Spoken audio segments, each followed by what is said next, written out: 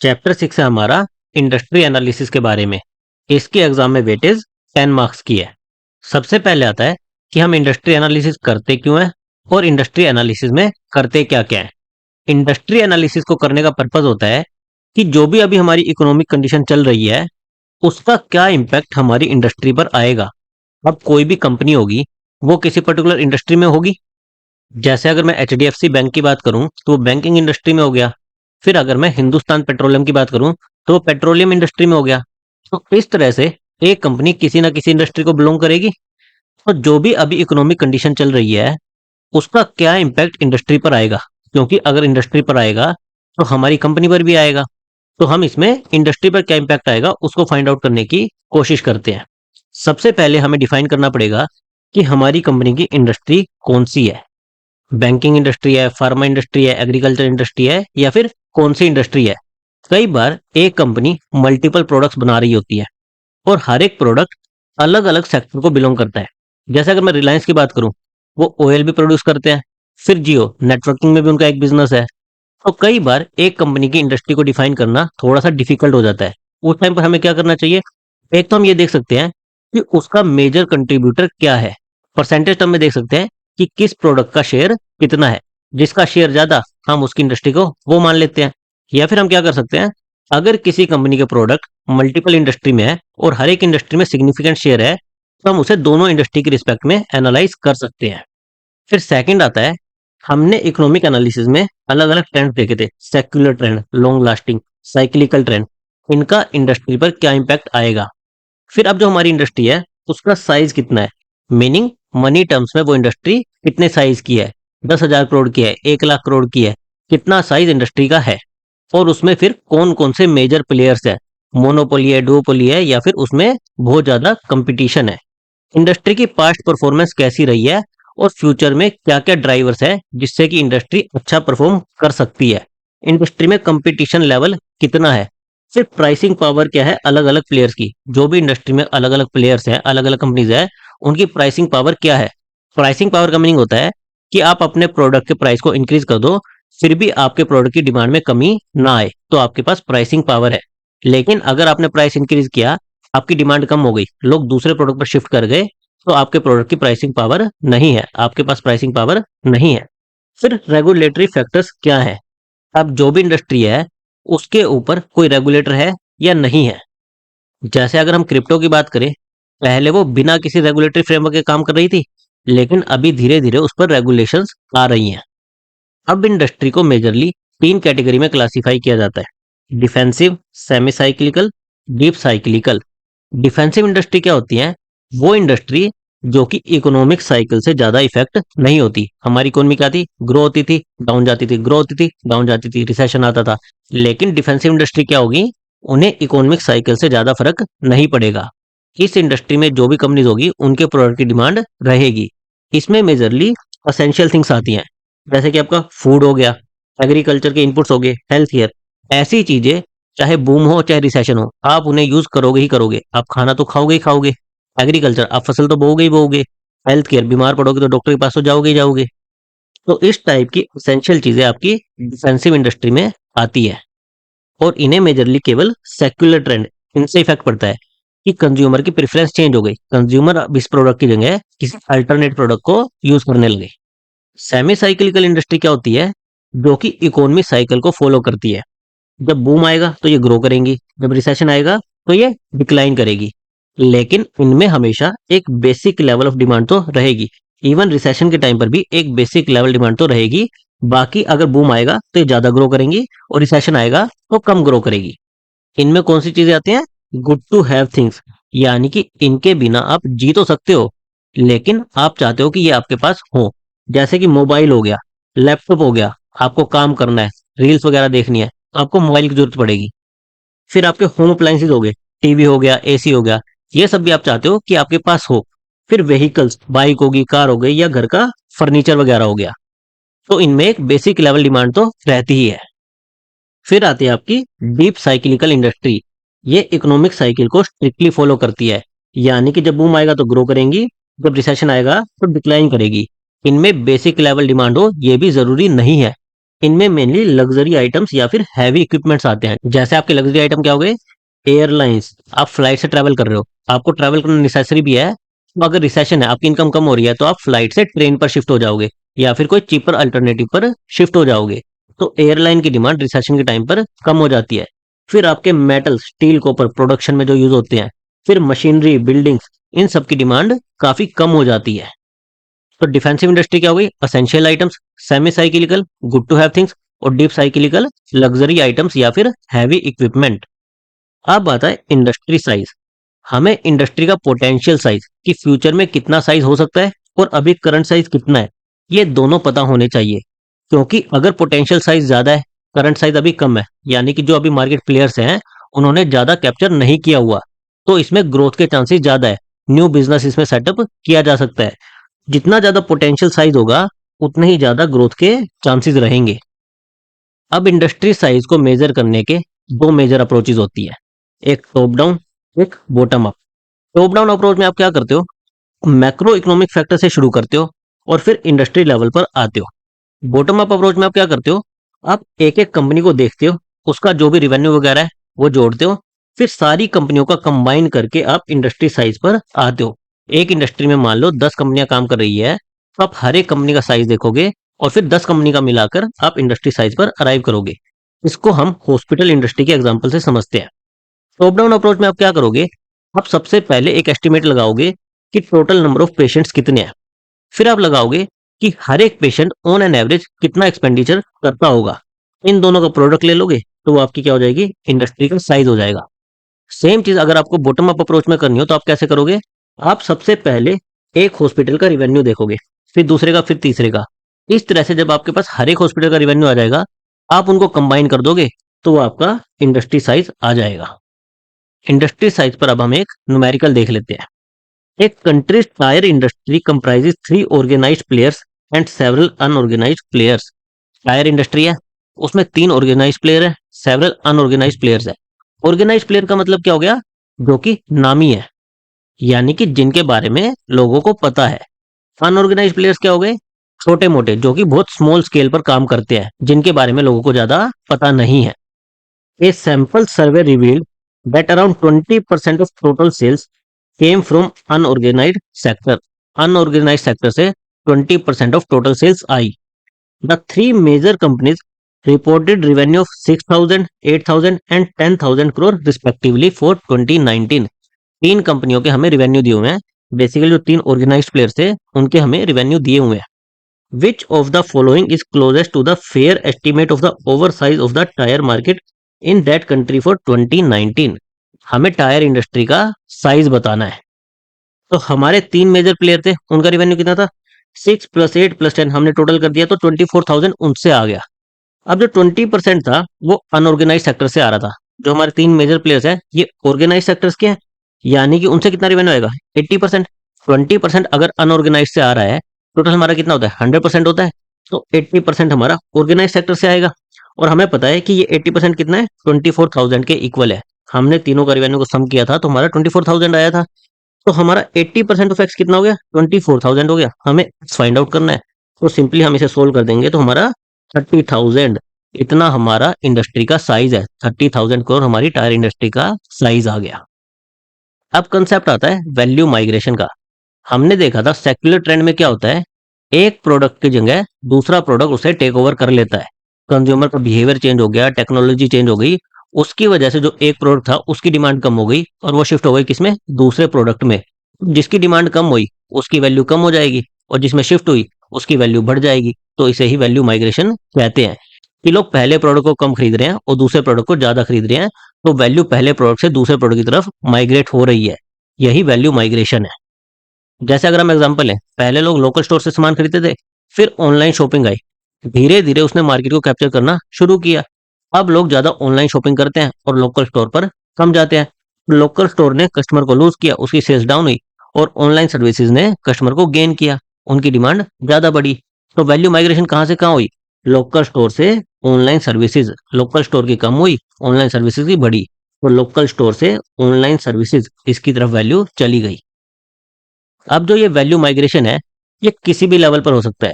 जैसे वैल्यू एक कंट्री से दूसरी कंट्री में जा सकती है, एक इंडस्ट्री से दूसरी इंडस्ट्री में जा सकती है, एक कंपनी से दूसरी कंपनी में जा सकती है। जब एक कंट्री से दूसरी कंट्री में जाती है तो उसे बोलते हैं जियोग्राफिक माइग्रेशन।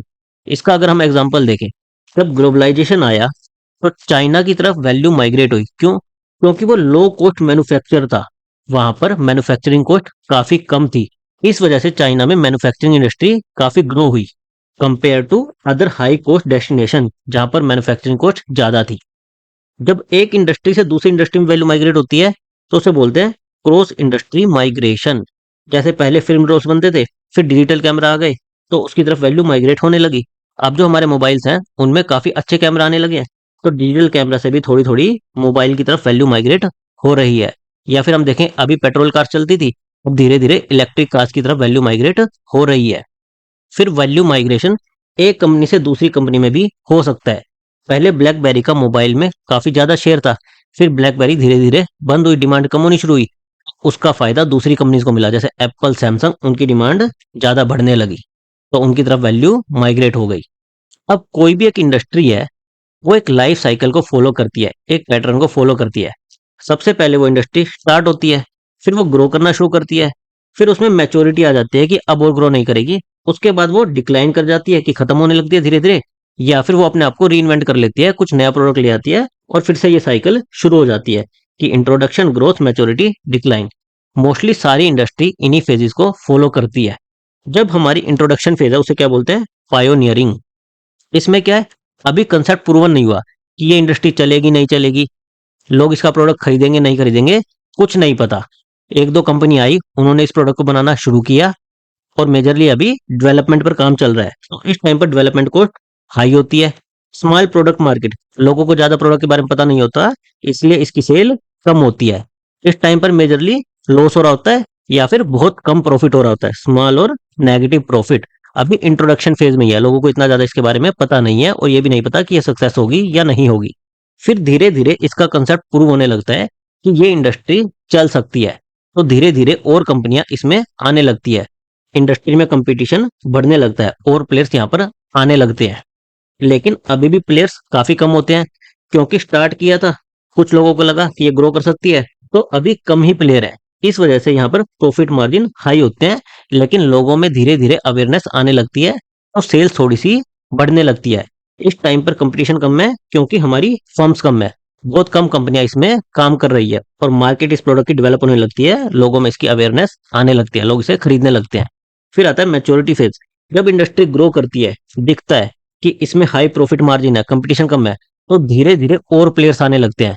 अब ज्यादा प्लेयर्स आ जाएंगे तो क्या होगा? कंपटीशन बढ़ता जाएगा और लोगों में भी अवेयरनेस आने लगती है, तो ऑलमोस्ट जितने लोगों ने ये प्रोडक्ट खरीदना है वो लोग खरीदने लगते हैं। तो इस टाइम पर इंडस्ट्री में कंपटीशन काफी हाई होता है। अब हाई कंपटीशन है तो प्राइस वार होती है, प्राइस कम रखना पड़ता है, तो इसलिए प्रॉफिट मार्जिन नॉर्मल ही रहते हैं। और नॉर्मली इस फेज में इंडस्ट्री की ग्रोथ रेट जो इकोनॉमी की ग्रोथ रेट है उसको मैच करती है और जनरली ये लॉन्गेस्ट फेज रहता है। अब मैच्योरिटी फेज के बाद दो चीजें हो सकती हैं कि धीरे धीरे इंडस्ट्री खत्म होने लगे, कोई दूसरा प्रोडक्ट इसको रिप्लेस करने लगे, या फिर ये इंडस्ट्री अपने आप को रिवाइव कर ले, कुछ इनोवेशन कर ले जिससे कि फिर से इसकी डिमांड बढ़ने लगे। तो डिक्लाइन फेज में क्या होगा? शिफ्ट इन डिमांड, कोई दूसरा प्रोडक्ट इसे रिप्लेस करने लगेगा, सेल्स डिक्लाइन होने लगेगी, प्रॉफिट मार्जिन लो होने लगेंगे, हो सकता है कि कोई प्रॉफिट ही ना हो, फिर से लॉस होने लगे। री इन्वेंशन एंड रिवाइवल, इसमें क्या होगा? आपने कुछ इनोवेशन कर ली, कोई न्यू यूज केस ढूंढ लिया जिससे कि लोगों में फिर से इसकी डिमांड बढ़ने लगी, तो क्या होगा? फिर से ये न्यू साइकिल शुरू हो जाएगी, पायोनियरिंग, ग्रोथ, मैच्योरिटी, और ये वाली साइकिल फिर से शुरू हो जाएगी। जनरली ऐसा बहुत कम होता है लेकिन ये पॉसिबल है। फिर नेक्स्ट आता है अंडरस्टैंडिंग द इंडस्ट्री लैंडस्केप। जो भी इंडस्ट्री में वेरियस प्लेयर्स ऑपरेट कर रहे हैं उनको स्टडी करना और वो आपस में एक दूसरे के साथ किस तरह से compete करते हैं उसको स्टडी करना, यही होता है इंडस्ट्री लैंडस्केप। अगर इंडस्ट्री में कंपटीशन लो होगा, कम फर्म्स होंगी, तो उनके पास प्राइसिंग पावर रहेगी। प्राइसिंग पावर रहेगी तो वो प्राइस ज्यादा रख सकते हैं, उनके प्रॉफिट मार्जिन हाई रहेंगे। अगर इंडस्ट्री में कंपटीशन हाई होगा तो लो प्राइसिंग पावर रहेगी, प्राइस आप नहीं बढ़ा सकते, जिसकी वजह से प्रॉफिट मार्जिन लो रहेगा। अब इंडस्ट्री लैंडस्केप को स्टडी करने के लिए काफी सारे फ्रेमवर्क्स बनाए गए हैं। हमारे सिलेबस में 4 फ्रेमवर्क दिए हुए हैं: Michael porter 5 forces model, pastel analysis, BCG matrix और एससीपी एनालिसिस। हम इनको वन बाय वन स्टडी करेंगे। सबसे पहले आता है porter 5 force model for industry competition. Michael porter क्या कहते थे कि इंडस्ट्री में आपको कंपटीशन को पता करना है कि कितना कंपटीशन है, तो 5 फैक्टर की हेल्प से आप उसे पता कर सकते हो। 5 फोर्सेस हैं जो डिटरमाइन करते हैं कि इंडस्ट्री में कितना कंपटीशन है। सबसे पहला फोर्स है इंडस्ट्री राइवलरी, यानी कि threat of existing rivals. Industry में अभी कौन कौन से प्लेयर्स काम कर रहे हैं, उनका मार्केट शेयर कितना है, वे आपस में अपने प्रोडक्ट को आगे ले जाने के लिए compete कर रहे हैं, तो वही है इंडस्ट्री राइवलरी। जितनी ज्यादा फर्म्स होगी उतना ज्यादा कंपटीशन बढ़ेगा। सेकंड फैक्टर आता है थ्रेट ऑफ न्यू एंट्रेंट्स। अभी कोई न्यू प्लेयर इस इंडस्ट्री में आना चाहता है, तो उसके लिए कितना आसान है इस इंडस्ट्री में आना।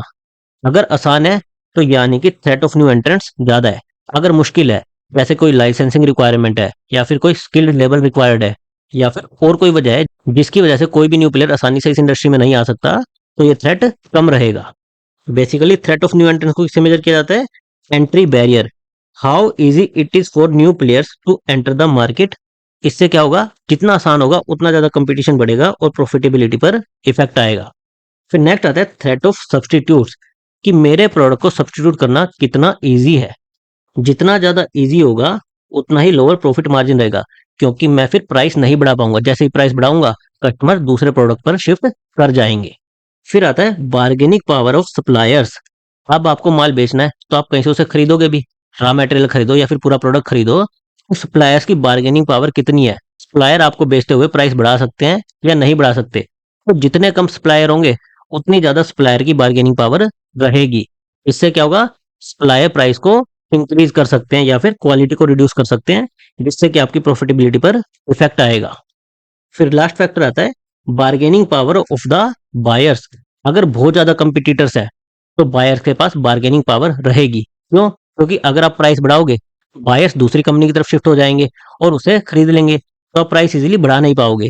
तो जितने ज्यादा कंपिटिटर्स होंगे उतना ज्यादा बायर्स के पास बार्गेनिंग पावर रहेगी। बायर्स क्या करेंगे, लोअर प्राइस डिमांड करेंगे या फिर हाई क्वालिटी प्रोडक्ट डिमांड करेंगे, जिससे आपकी प्रॉफिटेबिलिटी पर इफेक्ट आएगा। अब जो हमारे 5 फोर्सेस थे, इनको दो कैटेगरी में बांटा गया, हॉरिजॉन्टल फोर्सेस और वर्टिकल फोर्सेस। जो ये हमारे threat of new entrance, threat of substitutes या फिर थ्रेट्स ऑफ एग्जिस्टिंग राइवल्स, ये हमारे हॉरिजॉन्टल फोर्सेस हैं। और बार्गेनिंग पावर ऑफ सप्लायर्स और बार्गेनिंग पावर ऑफ बायर्स, ये हमारे वर्टिकल फोर्सेस हैं। अब अगर हम इन्वेस्टर के पर्सपेक्टिव से देखें, तो उसके लिए अट्रैक्टिव इंडस्ट्री कौन सी होगी। इन्वेस्टर को क्या चाहिए कि हमारी कंपनी ज्यादा से ज्यादा प्रॉफिट कमाकर दे सके, तो उसे लो कंपटीशन प्रीफर होगा। अभी तो आप प्राइस बढ़ा सकते हो, अपना प्रॉफिट मार्जिन को हाई रख सकते हो। फिर हाई बैरियर्स टू एंट्री, कि कोई भी नया प्लेयर इजीली इस इंडस्ट्री में एंट्री ना कर सके। वीक स्प्लैश बार्गेनिंग पावर, कि स्प्लायर्स के पास बार्गेनिंग पावर ना हो ताकि वो प्राइस इंक्रीज ना कर सकें, और बायर के पास भी बार्गेनिंग पावर वीक हो, वो भी आपसे हाई क्वालिटी या फिर लोअर प्राइस डिमांड ना कर सके।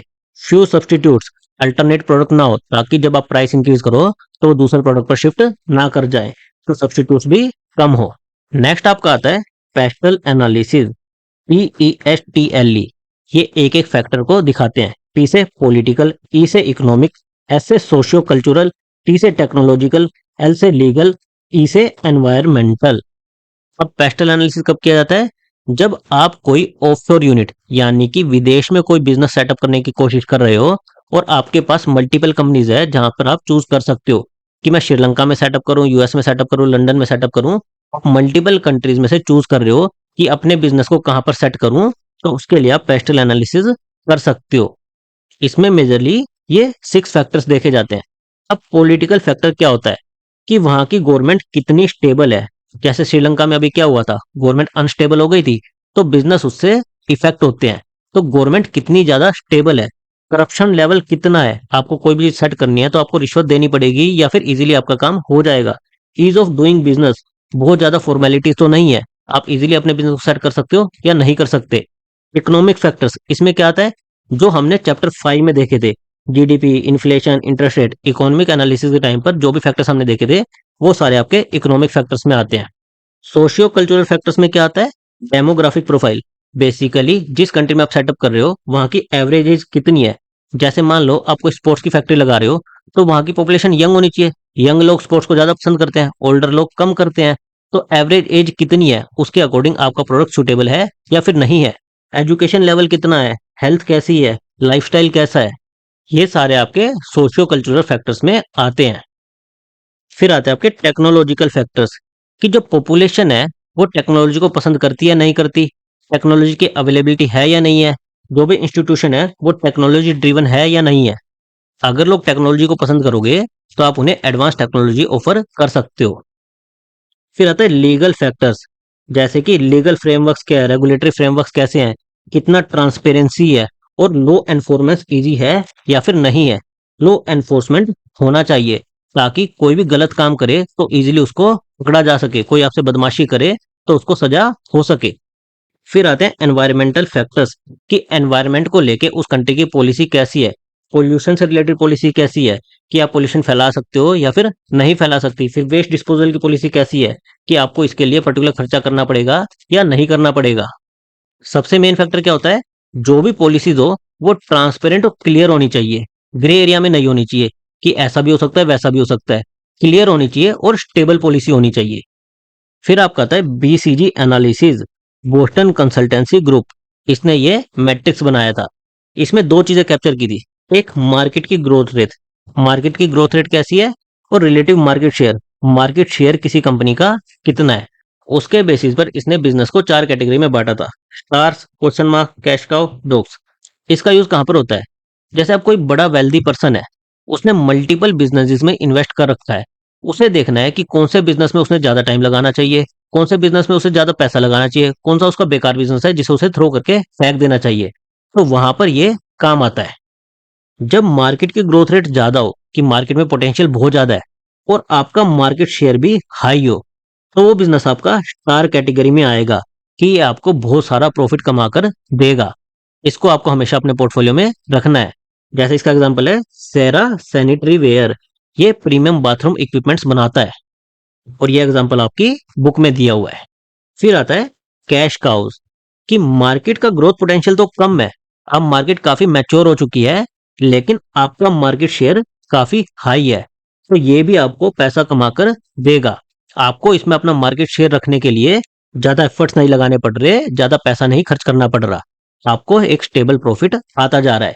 यहाँ पर आपको स्टेडी ग्रोथ देखने को मिलेगी और स्टेडी इनकम जनरेशन होगी, तो इनको भी आपको अपने बिजनेस में रखना है। फिर आप क्या आते हैं क्वेश्चन मार्क्स कि मार्केट की ग्रोथ रेट तो हाई है लेकिन आपका मार्केट शेयर अभी काफी कम है, तो यहाँ पर आपको डिसीजन लेना है, आगे रिसर्च करनी है कि इस पर हमें एफर्ट्स लगाने चाहिए या नहीं लगाने चाहिए। कि मार्केट का पोटेंशियल तो ज्यादा है, हमारा अभी मार्केट शेयर कम है, अगर हम कोई ऐसी स्ट्रेटेजी लाएं जिससे कि हमारा मार्केट शेयर भी हाई हो जाए तो ये स्टार कैटेगरी में आ सकते हैं। लेकिन अगर इस इंडस्ट्री में ऑलरेडी कुछ डोमिनेंट प्लेयर हैं और हम ज्यादा एफर्ट भी लगाएं तो भी हो सकता है कि हमारा प्रोडक्ट सक्सेसफुल ना हो, तो यहाँ पर आपको केयरफुल रिसर्च की जरूरत है कि हमें इसके साथ आगे बढ़ना है या नहीं बढ़ना। इसके लिए बुक में दो एग्जाम्पल दिए हुए हैं। टाटा नैनो को बोला है कि ये क्वेश्चन मार्क था जो कि फेल हो गया, और बजाज पर्सल भी एक क्वेश्चन मार्क था जो कि सक्सीड हो गया। फिर लास्ट कैटेगरी आपकी आती है डॉग्स कि मार्केट की ग्रोथ रेट भी कम है, आपका शेयर भी कम है। जैसे कि रेडियो होगा, आजकल कोई यूज नहीं करता, अम्यूजमेंट पार्क हो गए, इनकी ग्रोथ ज्यादा नहीं हो रही है, तो इन बिजनेसेस को आप निकाल कर फेंक सकते हो या फिर आपको कम ध्यान देने की जरूरत है, ये आपको ज्यादा पैसा कमाकर नहीं देंगे। फिर लास्ट फ्रेमवर्क आता है SCP analysis, struct conduct performance. Struct में आप क्या करते हो, बेसिकली आप इंडस्ट्री में कंपटीशन कैसा है, जो हमारे पोर्टर 5 फोर्सेस में थे कि इंडस्ट्री में कंपटीशन कैसा है, उन सारे फैक्टर्स को देखते हो। और स्वोट analysis, strength, weakness, opportunity, threat. एक कंपनी की स्ट्रेंथ क्या है, वीकनेस क्या है, उसको फ्यूचर में क्या अपॉर्चुनिटी मिल सकती है, उसके लिए अभी क्या थ्रेट्स हैं, ये सारे एनालिसिस आप इसमें करते हो। इसमें आप देखते हो कि अभी इस इंडस्ट्री में कितने नंबर ऑफ प्लेयर्स है, कितनी फर्म्स है, कौन सी फर्म डोमिनेंट है, ऑर्गेनाइज वर्सेज अनऑर्गेनाइज प्लेयर्स का शेयर कितना है, मार्केट का साइज कितना है और ग्रोथ रेट कितनी है। फिर आपका आता है कंडक्ट, इसमें आप क्या देखते हो कि आपका बिजनेस किस टाइप का है, वो कमोडाइज्ड है, यानी कि ऐसे बहुत सारे सिमिलर प्रोडक्ट्स हैं, आपका कोई ब्रांड वैल्यू नहीं है, कोई स्पेशल प्रोडक्ट नहीं है, मार्केट में ऐसे बहुत सारे प्रोडक्ट एग्जिस्ट करते हैं। या फिर स्पेशलाइज्ड प्रोडक्ट है, यानी कि इसके लिए या तो स्किल्ड लेबर की जरूरत है या फिर आपका ब्रांड ऐसा है कि उसकी ब्रांड वैल्यू है, केवल ब्रांड के दम पे आप उसे आगे लेके जा सकते हो। जैसे फास्ट मूविंग कंज्यूमर गुड्स, इनमें क्या होता है, ब्रांड बिकता है, जैसे सर्फ एक्सल, या फिर फ्रिज हो गया, सैमसंग का फ्रिज हो गया, एलजी का फ्रिज हो गया, वीडियोकॉन का फ्रिज हो गया, हर एक ने अपना ब्रांड बना रखा है। फिर आपका बिजनेस सीजनल है, जैसे अम्ब्रेला का हो गया, रेनकोट का हो गया, ये बारिश के टाइम पे काम आएंगे, या फिर राउंड द ईयर पूरे साल चलेगा। एफएमसीजी हो गया, फार्मा हो गया, ये पूरे साल चलते हैं। फिर आपका बिजनेस साइक्लिकल है या फिर नॉन साइक्लिकल है, कि इकोनॉमिक साइकिल बूम के टाइम ग्रो करता है और रिसेशन टाइम गिर जाता है, या फिर नॉन साइक्लिकल है कि उससे उसे इफेक्ट नहीं पड़ता। फिर परफॉर्मेंस में आप क्या देखते हो, आप देखते हो कि financial ratio numbers game, basically कितना रिटर्न आ रहा है। आपको कहीं से पैसा उधारी पर लेना है तो आपको उसकी कॉस्ट कितनी पड़ेगी, जो भी फाइनेंशियल नंबर्स होते हैं आप उसमें इसे एनालाइज करते हो, देखते हो कि कंपनी की परफॉर्मेंस कैसी चल रही है। इसके बाद भी हमारे चैप्टर 6 में काफी टॉपिक्स रह जाते हैं, तो इस वीडियो में हम चैप्टर 6 को यहीं तक डिस्कस करेंगे। हम यहीं तक के एमसीक्यू क्वेश्चन देखेंगे और फिर नेक्स्ट वीडियो में हम रिमेनिंग टॉपिक्स को कवर करेंगे। अभी हमने जितना पढ़ा हम उसके एमसीक्यू क्वेश्चंस देख लेते हैं। पहला क्वेश्चन है, identify the industry which will fall under the defensive industry category. Defence equipment, tourism industry, foods industry, media and information. तो हमने देखा था कि फूड इंडस्ट्री डिफेंसिव इंडस्ट्री में आती है, ऐसी इंडस्ट्री जो कि इकोनॉमिक साइकिल से इफेक्ट नहीं होती है। Recession in the economy is likely to affect the dash industry the most. Recession से किस इंडस्ट्री को सबसे ज्यादा इफेक्ट होगा, health care and FMCG, pharmaceuticals, foods and beverages, airlines. तो किसको सबसे ज्यादा इफेक्ट होगा, लग्जरी बिजनेस को, जो कि क्या है, airlines. In a particular industry the four major companies have a total revenue of 210 crores and they control 70% of the market. 70% of the market कितना दिया हुआ है, 210 crore। The balance 30% is in the hand of the unorganised sector. Find the approximate market size of the industry. Industry का market size बताना है। हमें दिया है कि 70% कितना है, 210 है, और हमें 100% निकालना है, तो हम इजीली कैलकुलेट करके निकाल सकते हैं। जैसे 70% कितना है, 210, 1% कितना होगा, डिवाइड कर देंगे 70 से। 100% कितना होगा, मल्टीप्लाई कर देंगे 100 से, यानी कि 300 crores। Identify the industry which is most likely in its pioneering stage, जो कि अभी इंट्रोडक्शन फेज में है। Smartphones, financial services, blockchain technology, food and hotel. तो इसमें कौन सी आएगी, जो कि अभी नई नई चलन में आई है, जो कि कौन सी है, blockchain technology. A business once it reaches its maturity stage dash will again reenter the growth phase, फिर से ग्रोथ फेज में आ जाएगा। May decline and die, decline हो सकता है, और it can reinvent itself and revive the business, फिर से री इन्वेंट करके रिवाइव कर सकता है। Will eventually decline and die, will reinvent itself and revive the business. तो हमने देखा था मैच्योरिटी फेज के बाद दोनों चीज हो सकती है, डिक्लाइन भी हो सकता है और इन्वेंट कर ले तो फिर से ग्रो भी कर सकता है, इसलिए option B, may decline and die और it can reinvent itself and revive the business. When is the threat of substitutes very high? When the substitutes offer better quality, quality better offer कर रहे हैं, या फिर price better offer कर रहे हैं, या फिर बेटर ईज ऑफर कर रहे हैं, ऑल ऑफ द अबव। तो कोई भी चीज ऑफर करेंगे तो थ्रेट ऑफ सब्स्टिट्यूट हाई रहेगा, option D, all of the above. Which of the following is true for an industry which has low competition, few substitutes and low bargaining power of the buyers. Competition कम है, substitute भी कम ही है, और bargaining power भी कम है। It has strong pricing power and high profit margin. It has strong pricing power and low profit margin. It has weak pricing power and high profit margin. It has weak pricing power and low profit margin. तो उसके पास क्या रहेगा, high pricing power रहेगी, strong pricing power रहेगी, और strong pricing power होती है तो क्या होता है, high profit margin. Option A, it has strong pricing power and high profit margin. Policies related to pollution control, waste disposal etcetera are issue related to which factor in PESTEL analysis. Socio cultural, environmental, legal, political. तो ये सब किस में आते थे, environmental factors में। In BCG matrix business segment in a fast growing market but having low market share are known as dash, cash cow, star, dog, question mark. हमें दिया है कि मार्केट की ग्रोथ रेट हाई है पर हमारा market share क्या है, लो है, तो हमारे किस कैटेगरी में आते थे, क्वेश्चन मार्क में आते थे, option D, question marks. Which model explains the analysis of industries through industry structure, it's conduct and performance. BCG analysis, SCP analysis, porter 5 forces model, pastel analysis. तो कौन सा एनालिसिस था जो स्ट्रक्चर, कंडक्ट और performance को देखता था, SCP analysis. Last में आप लोगों के लिए एक बोनस क्वेश्चन है जिसका आंसर आपको कमेंट करके बताना है। As per BCG analysis dash can be considered as a cash cow, किसको कैश काउ की तरह कंसीडर कर सकते हो, Cera sanitary, Colgate, Bajaj Pulsar, Tata Nano. Next video में हम 6 चैप्टर को कंटिन्यू करेंगे। Thank you guys.